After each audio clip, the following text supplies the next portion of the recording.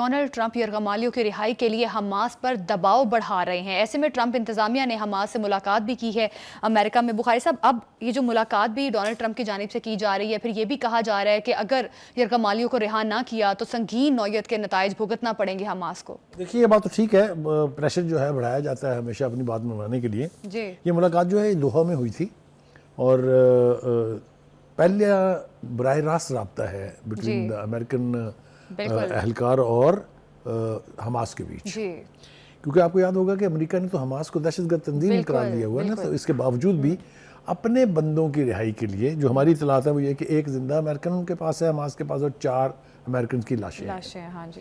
तो वो किसी हद तक भी जाएंगे, जो इंटरनेशनल सुपर पावर्स नहीं बल्कि कोई भी कौम जो होती है उसके लिए अपने किसी एक इंडिविजुअल की लाइफ बहुत इंपॉर्टेंट होती है जी। अमेरिका में ये और भी ज़्यादा गंभीर मामला है।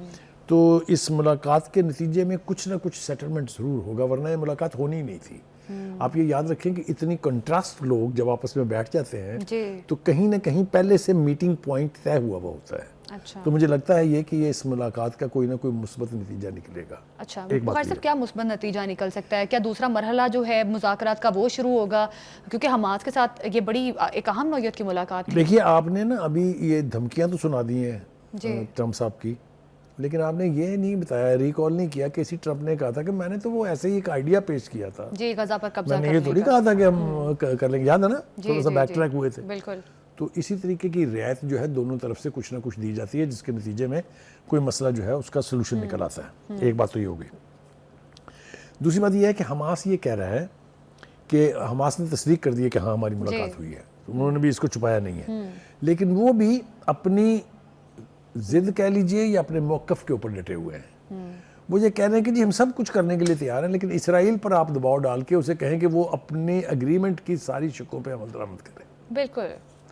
वो जो उसने ख्वाहिश कर दी है कि जी मेरे सारे कैदियों को एक साथ छोड़ दिया जाए, और ये जो उसने जिद कर दी है कि जी जो एड गुड्स हैं वो रुकवा दी हैं, उसने सस्पेंड कर दी हैं, वो जो हरकतें कर रहा है वेस्ट बैंक के अंदर, यानी उसके ऊपर भी कब्जा करने की, एनेक्स करने की, उन सब से इसको बाज रखें, इसे कहें कि जो मुआहदा हुआ है उसके तहत चले, तब तो हम इनके साथ हैं, वरना जो है फिर लड़ाई तो है ही, जाहिर है।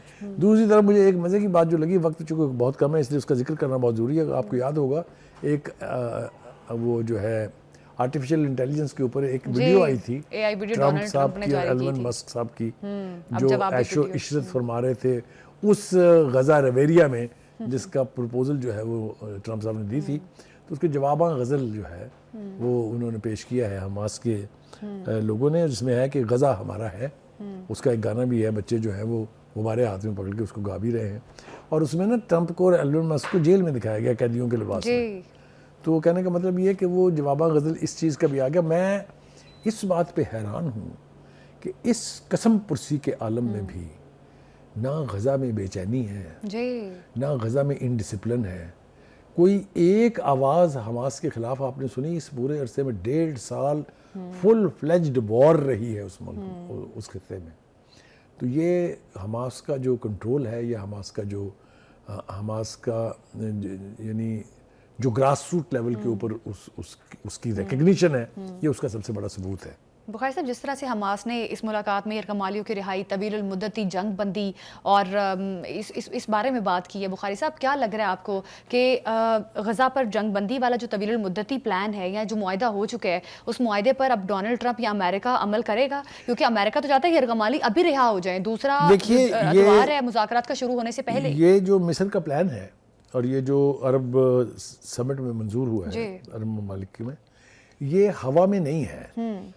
मतलब है ये बराह रास्त गुफ्तगू, फिर उस प्लान का मंजूर हो जाना, फिर उस प्लान के खद्दोखाल सामने आना, फिर उसकी फंडिंग तक तय हो जाना कि कितने पैसे दरकार होंगे, ये सब कुछ जो है ना ये हवा में नहीं होता है। ये कहीं ना कहीं कोई ना कोई टैसिट अंडरस्टैंडिंग हो रही है। तो लगता ये है कि कोई ना कोई रास्ता निकलेगा ज़रूर, इसी क्राइसिस से निकलेगा। देखें ना, यूक्रेन का मसला निकल आया ना। अब हम सुन रहे हैं कि यूक्रेन के प्रेसिडेंट जा रहे हैं साइन करने के लिए वही एग्रीमेंट जिसको ना करने के लिए वो वहाँ से वापस आ गए थे। तो ये इवेंचुअलिटीज़ होती हैं। कहीं ना कहीं मीटिंग पॉइंट दुनिया को ढूंढना पड़ेगा, क्योंकि इस खित्ते को मज़ीद ब्लीड होने की इजाज़त नहीं दी जा सकती। बिल्कुल, इस खित्ते को मज़ीद ब्लीड नहीं करवाया जा सकता। यकीनी तौर पे इस मुलाकात के बाद गज़ा के लिए कोई ना कोई रास्ता निकाला जाएगा। प्रोग्राम से हमें दीजिए इजाज़त, अगले हफ्ते मुलाकात होगी। अल्लाह हाफ़िज़।